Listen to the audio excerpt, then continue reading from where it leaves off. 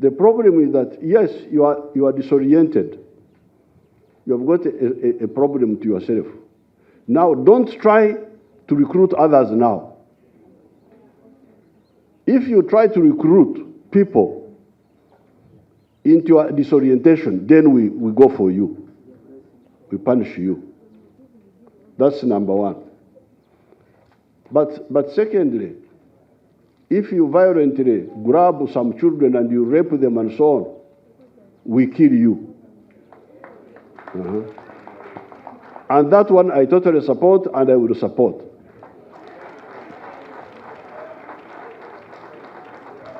The three positions. Number one, merely being suspected of being is not an offense in itself. You are a person to be helped if you want helped, because it was said that some of the people can be helped to get back to normal. But secondly, if you want now to disorient others, we go for you, we punish you by imprisonment. If you go beyond that and you start raping children and so on, we kill you. Yes, sir. So there, we are, so, but later on, a woman from the World Bank rang me, and I told her exactly as I'm telling you. I said, I'm going to sign the bill because of the 3 points I've told you. Merely being, no, we cannot criminalize you. Being and trying to recruit, we punish you by imprisonment. Raping, we kill you. So, but then the woman of the World Bank told me two other points, which although I have signed the bill, I would like us to look at it also ourselves, because I don't want to be on the side of wrong. In all these fights, I have never stood on the wrong side. Never. That's the line of the NRM. We never have two languages. What we tell you in the day is what we shall tell you in the night. So therefore, the woman of the world, so therefore the signing is finished, nobody will move us. This issue of homosexuality is a very serious issue, because it is an issue of the human race. So it's not something that you should discuss to be seen, to be what? No. You only talk because you are sure of what you are saying. Otherwise, keep quiet. Don't add to the confusion. There is enough confusion already. Now, when we are discussing the issue of homosexuality, in the last 200 years, in this part of the world, Ankole, Kigezi, Buganda, Bunyoro, Karagwe, Tanzania.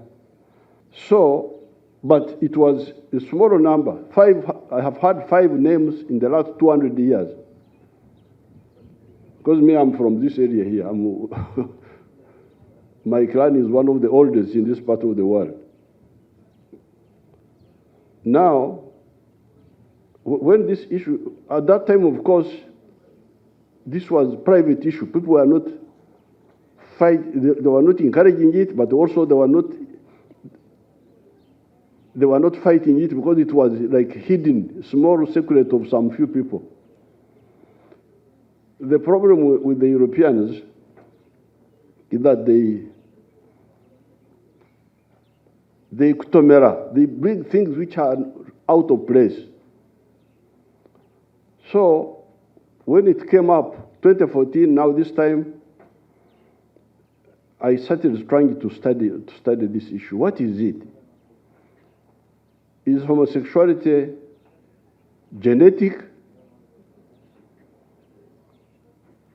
Is it in some people, some inherited? Is it hormonal? That somebody gets imbalance of hormones? Because there are some people who get those problems of hormones. The conclusion was no, this is a psychological disorientation by some people at some stage. It's not genetic, it's not hormonal, it is psychological disorientation where somebody, because of some experience, hates the people he should love and love the people he should not love. It's a type of like a sickness. So if that is the case, that suspicion of merely being suspected to be cannot be criminalized, cannot and should not be criminalized, because he is like a sick person. If somebody is sick, do you criminalize him for that? Now, I'm glad when they went back, apparently they cured this. This was cured. But the woman from the World Bank told me two issues for which I was going to return the bill again. Issue number one is requiring employers to make sure that there are no homosexuals in their company. Something like that. Something like you must ensure that the employers what. But how if that is there, I didn't read the whole bill, but if that is there, then we shall have to look at it, because it's really, you are wasting people's time to know how many people in the company are. That's what the woman of the World Bank told me. That's number one. If it is there, we shall have to sort it out. Now, the second one, where I think we would be on the wrong ground, is to blame real estate owners for houses being rented by homosexuals.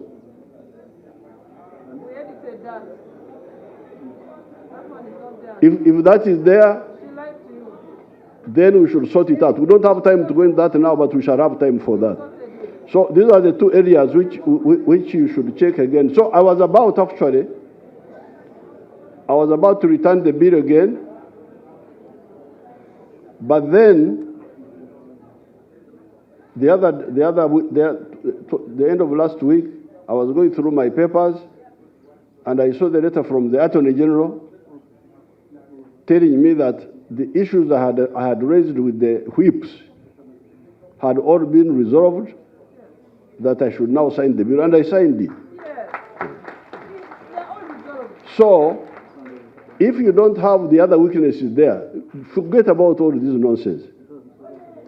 What I don't want is NSOV on our side. We don't want any NSOV, any mistake, because you cannot say, I am an employer, I have got so many employers at Kisozi, how do I know who is a homosexual? And if I own a house, if I'm renting houses, how can I go to check the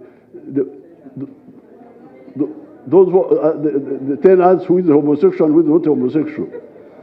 So please, otherwise, if we are sure that, because these are the only two weaknesses that I had, if they are there.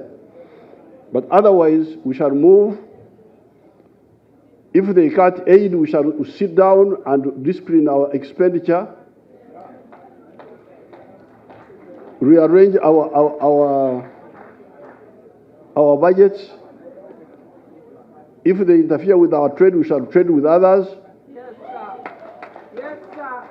So that one is not my, and that's what I was telling you. The other time when I met you at Kololo, I said, you people, you should be ready for a war. And you cannot fight a war when you are a pleasure seeker, if you like a soft life. So war is not for soft life.